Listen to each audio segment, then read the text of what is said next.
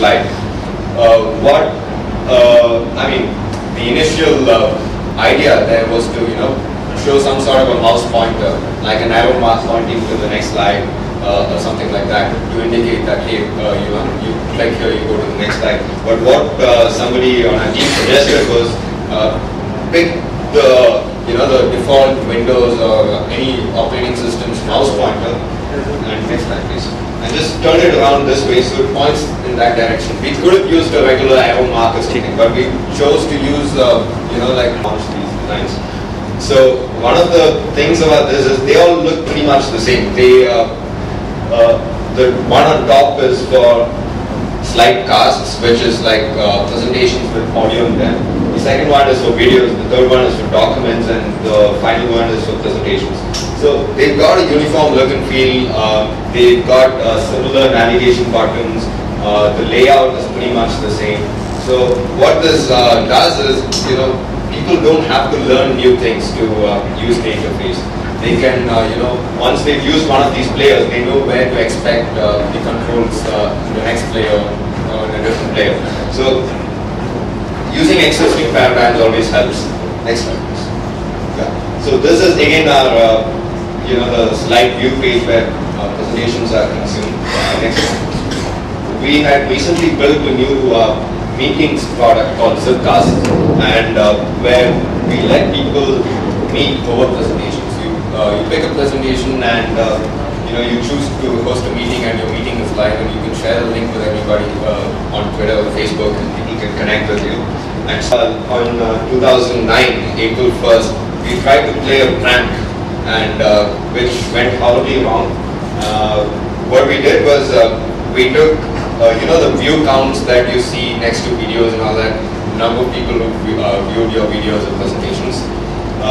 We took the view counts and we added 2 extra zeros at the end of it.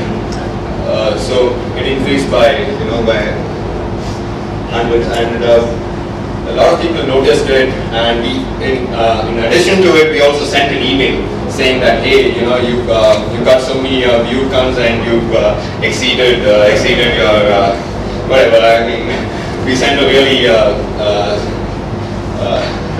funny email that, a lot of people believe, they didn't know it was a joke, although it was on April 1st, and people believed that, and there were lots of business people on SlideShare who were using it for their clients.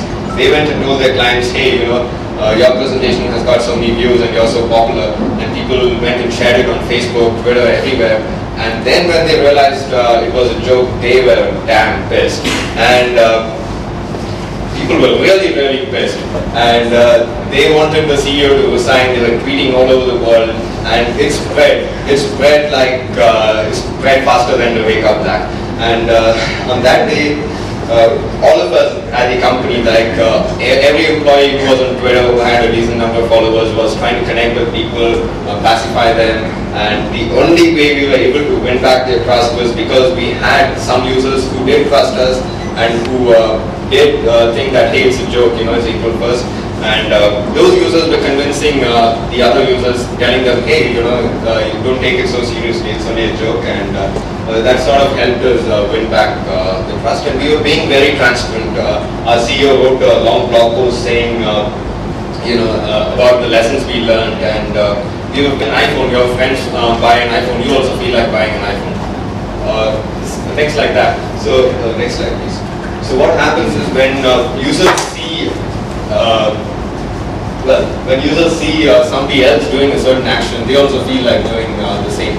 And what that means is when you have these stats displayed, like like so many people have shared it on Twitter or Facebook, or so many people have embedded it on their blogs. All of these create a lot of social proof, and people tend to do what others do.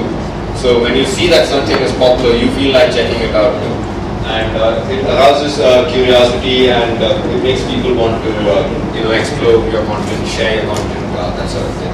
So social proof always works. You might think that, hey, you would not do something like that, but people do things like this, and this is like a cool concept. Next slide, please. Again, similarly, we've got this one line, like when you log in and when you see the homepage, it says, check out what your friends are doing on SlideShare. So again, that creates social proof, and when you spammy marketing techniques and all sorts of spammy stuff, people tend to think, at least in the startup space, they tend to avoid emails and they tend to underestimate the power of emails. But when used right, emails can be really, really effective. And the trick here is not to sound like a salesman or not to make it sound like a sales pitch. Next slide, please.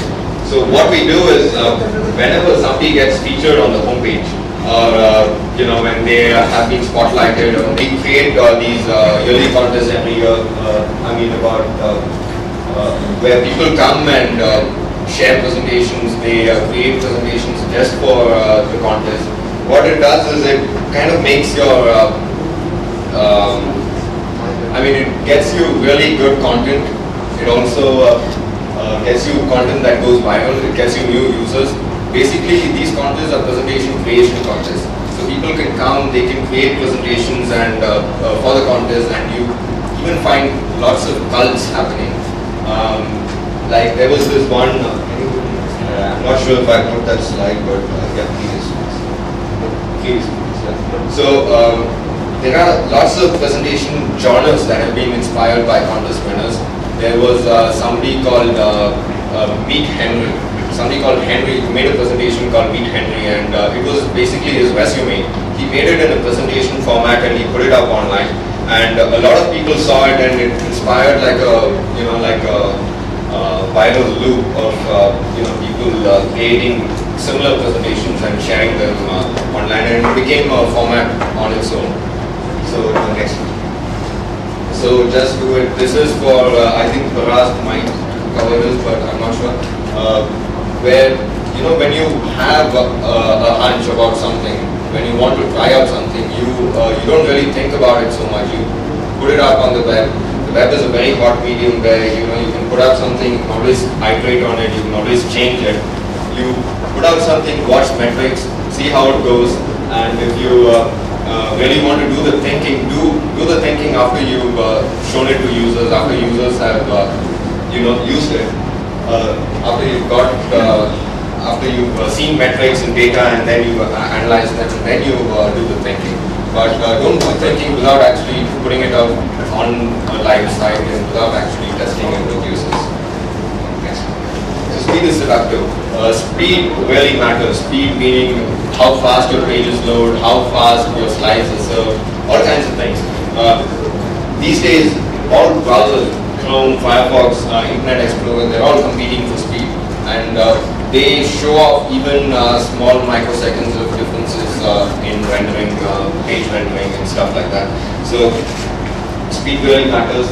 What we've done is we've implemented things like lazy loading, where a part of the page, the top part of the page which you see first, is loaded instantly, and the rest of the page is delayed. And it's only when you scroll down that the rest of it gets loaded up. So what this does is it really improves page speed, especially for a lot of pages which have like thumbnails and fairly long pages. This is really helpful. So speed does matter. There are lots of things that you can do on the front end to optimize speed, and every second does make a huge difference. In fact, for Google, a lot of people would know it. Every time Google makes a small page speed improvement in a few microseconds, that amounts to a lot of thousands of dollars, probably tens of thousands of dollars of improvement in daily conversion. So next slide, please. Okay. So delighting users is again next slide. Next slide.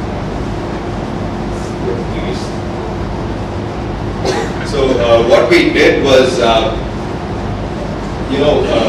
lot of startups have downtimes. You have times when you have times when your servers are down. You need to put up a maintenance message. You need to announce something, and users need information. People need to be kept informed of when your site goes down and all that. But at the same time, there are lots of users who find it annoying that you keep telling them, hey, your site is going down and all that. So the first part was